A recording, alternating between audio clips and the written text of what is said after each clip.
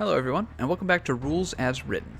My name is Zach, and on this channel I make Dungeons & Dragons content using the 2024 rule set. Today, I wanted to compare and contrast two Cleric Subclasses, who at first glance seem to be very similar, the Death Domain and the Grave Domain. I want to talk about what each subclass does well, and why you might want to play each one. While they may seem similar at first glance, they are in fact opposite sides of the same coin, both concerning death, but diametrically opposed to each other. The Death Domain was included in the 2014 Dungeons Master's Guide as a subclass option for a villainous NPC, and the Grave Domain was released in Xanathar's Guide to Everything. Let's take a look at the flavor texts provided for these subclasses. The Death Domain is concerned with forces that cause death, as well as the negative energy that gives rise to undead creatures. Deities such as Shemosh, Merkel, and Wee Joss are patrons of necromancers, death knights, liches, mummy lords, and vampires. Gods of the grave watch over the line between life and death. To these deities, death and the afterlife are a foundational part of the multiverse's workings. To resist death or to desecrate the dead's rest is an abomination. Followers of these deities seek to put restless spirits to rest, destroy the undead wherever they find them, and ease the suffering of dying creatures. As we can see here, these two domains are fundamentally opposed to each other. A Death Domain cleric would seek to use necromancy and the undead to achieve their goals, and the goals of their patrons, whereas a Grave Domain cleric would seek to put dead souls to rest, restore the natural state of life and death, and expunge the abominations of undeath. So while they differ thematically,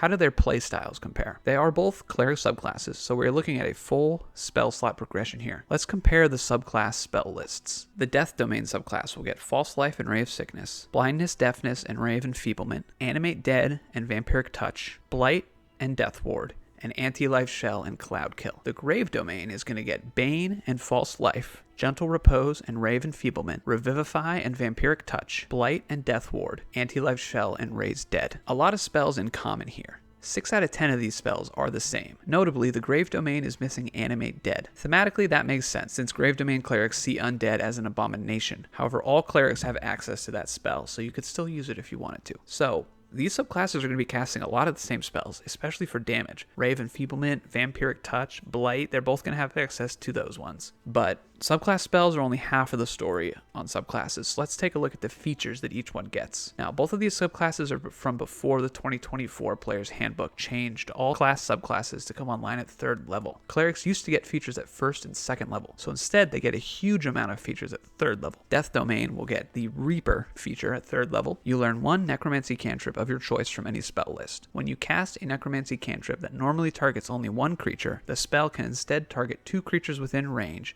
and within 5 feet of each other, as well as the Channel Divinity Touch of Death. You can use Channel Divinity to destroy another creature's life force by touch. When you hit a creature with a melee attack, you can use Channel Divinity to deal extra necrotic damage to the target. The damage equals 5 plus twice your cleric level. A little cleave effect on necromancy cantrips, and extra damage on a melee attack. Both are very aggressive features. This subclass is all about extra damage so far. Reaper affects spells, and Touch of Death affects melee attacks, so this subclass is well rounded so far. Depending on character level, Touch of Death is fairly powerful.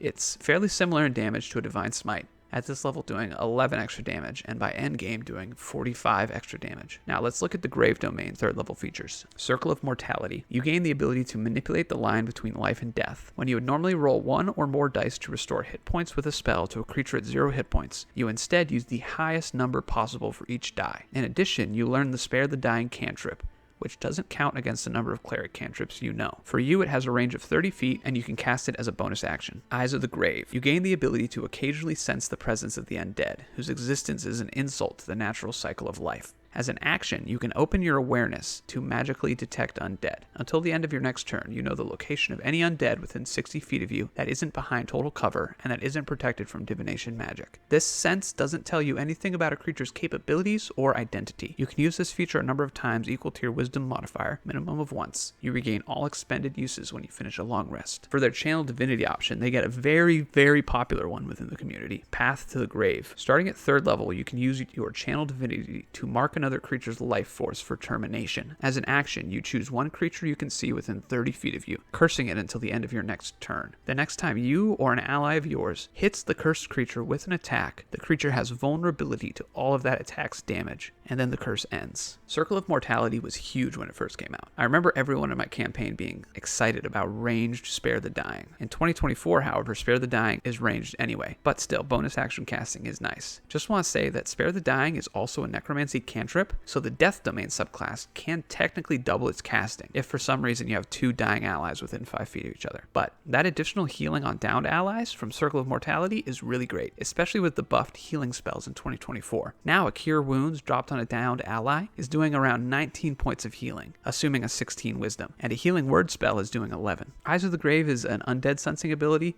useful if you use it at the right time. Really, the big one here is Path to the Grave. Doubling the damage the next attack deals is massive. This feature is going to feel great for both your character and for the party members who take advantage of it. You'll get the most mileage out of this on allies like rogues or paladins who deal massive damage in a single hit, as opposed to something like a monk, who does a lot of attacks with lower damage per hit. And in 2024, clerics get more channel divinities than ever. So far, the Death Domain is all about dealing extra damage, and the Grave Domain is about supporting your allies. But even though the Grave Domain isn't doing direct damage, Path to the Grave is going to outpace all that extra damage from Touch of Death easily. So, at 3rd level, Grave is coming out as the more effective subclass here. Let's take a look at the 6th level features. For Death Domain, it's Inescapable Destruction. Starting at 6th level, your ability to channel negative energy becomes more potent. Necrotic damage dealt by your cleric spells and channel divinity options ignore resistance to necrotic damage. Pretty good. Almost feels like a necessity with the focus on necrotic damage here. It's basically a free elemental adept. Again, the focus here is improving the character's damage output. For the Grave Domain, 6th level brings a Sentinel at Death's Door. At 6th level, you gain the ability to impede Death's progress. As a reaction, when you or an ally that you can see within 30 feet of you suffers a critical hit, you can turn that attack into a normal hit. Any effects triggered by a critical hit are cancelled. You can use this feature a number of times equal to your Wisdom modifier, minimum of once. You regain all expended uses when you finish a long rest. A really great support ability. At this point, Grave Domain has both a built-in bonus action and a reaction. You know what we always say, action economy wins fights. So again, for 6th level, I'm liking Grave a little bit more than Death. Now, the old 8th level subclass features, Divine Strike and Potent Spellcasting, don't matter anymore, since the 2024 Cleric class instead gives you your choice at level 7 thanks to the Blessed Strikes feature. So let's skip those and go straight to the capstone abilities of these subclasses at level 17. For Death Domain, it's Improved Reaper. Starting at 17th level, when you cast a necromancy spell of 1st through 5th level that targets only one creature, the spell can instead target 2 creatures within range and within 5 feet of each other. If the spell consumes its material components, you must provide them for each target. So this is even more spell cleave here, but this time with leveled spells. A bit underwhelming for level 17, but not bad for single target necromancy spells like Vampiric Touch, Blight, so on and so forth. Again,